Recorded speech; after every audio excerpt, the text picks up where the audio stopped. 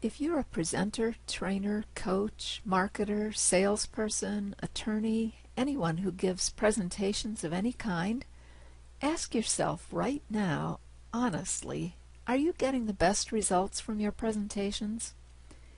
I'm sure you've noticed that it's getting harder and harder to capture people's attention. Do you ever wonder why your audience sometimes just doesn't really get it? You may feel like you've wasted your time preparing and giving your presentation because they don't seem to understand what you've told them and they're not responding.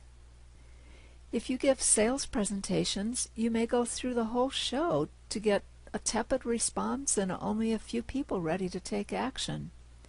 If you're a trainer, you may feel like they are just not retaining and applying what you teach.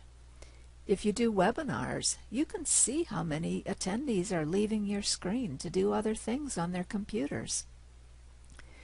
I'm sure you have stories you could tell about rude or disinterested audiences. You see some of them checking email on their smartphones. Or maybe they just don't participate when you ask questions and try to get them involved.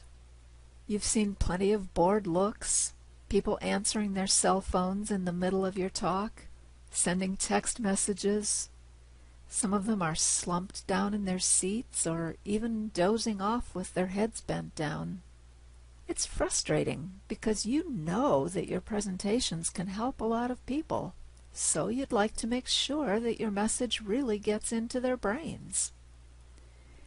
Here are 3 major hurdles you need to overcome to make sure your presentations really get results. First of all, your audience is overwhelmed before they even come to your presentations. Consumer Reports says the average American is exposed to 247 advertising messages per day, but other sources put that estimate much closer to 3,000. During 30 minutes in a typical American supermarket, 50,000 different products compete for our attention. Nobody knows what to do with millions of search results, so most people now are looking for recommendations and advice, not information. And they're looking for connection and trust with the people making the recommendations. Despite all this, most presenters are still throwing way too much information on the screen, as if they could just pour all that information right into their audience's brains and have them receive it and understand it. Instead, you need to respect the limits of working memory or short-term memory. For the average audience, that means no more than 3 to 4 key points in a 45-minute presentation. Too much information on each slide quickly overwhelms working memory. When you force them to read and listen to the same text at the same time, they get overwhelmed and tune out. On top of all that, nobody wants to be sold to anymore. When your audience expects that you're going to sell them something, they're naturally defensive. When you overwhelm them with too much information in your presentation, they become even more defensive and resistant. You can overcome this first hurdle by limiting the amount of information you share in your whole presentation and limiting the amount of information on each slide. Secondly, you need to understand why your audience is resistant to your ideas, even when those ideas would be really good for them. How often do you see this? The arms crossed on the chest, the scowling faces and furrowed brows, the closed body language. Most people are naturally skeptical about new ideas. And if you're asking them to make a change in their lives, they're even more skeptical. Most of us resist change, even if we're not aware of it at a conscious level. The unconscious brain is responsible for more than 95% of what we think, feel, and do. Our unconscious is trying to protect us from the overwhelming amount of information. We can't consciously process all that information, so our unconscious filters it to try and make our decisions easier. But our brain only lets in what we are already familiar with and comfortable with.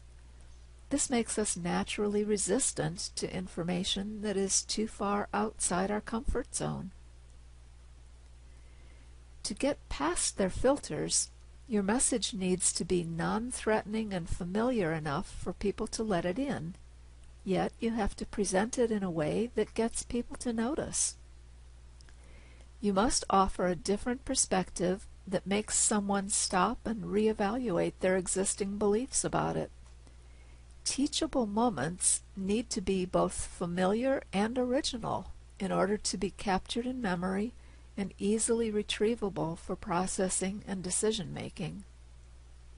You can overcome this hurdle and slip past their resistance about being sold to when you use metaphors, analogies, stories, pictures, and emotions to seduce the subconscious brain into relaxing its guard.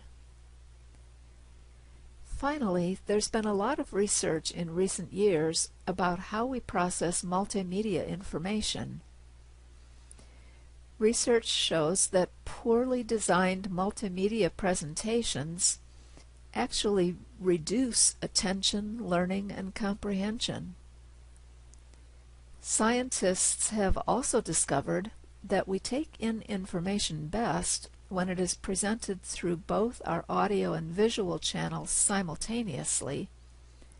However, we now know that before we can interpret the words we read, we actually have to translate the visual letters into auditory information inside our brains. When you force your audience to read a lot of text while listening to you at the same time, you produce what researchers call a redundancy effect. You're really asking them to multitask, and as you've probably heard or read recently, more and more studies show that multitasking is very inefficient for the human brain, even when people think they're really good at multitasking. Seeing and hearing the same words produces similarly inefficient results. To overcome this hurdle, you need to create presentations in which the audio and visual channels support each other instead of interfering. A good starting place is to learn about the picture superiority principle for multimedia presentations. If you want to achieve great results from your presentations, you need to avoid death by PowerPoint by learning how to overcome these major hurdles and changing the way you do presentations.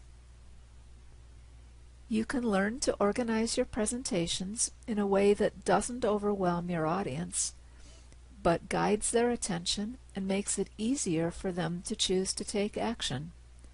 You can learn to design and deliver presentations with results.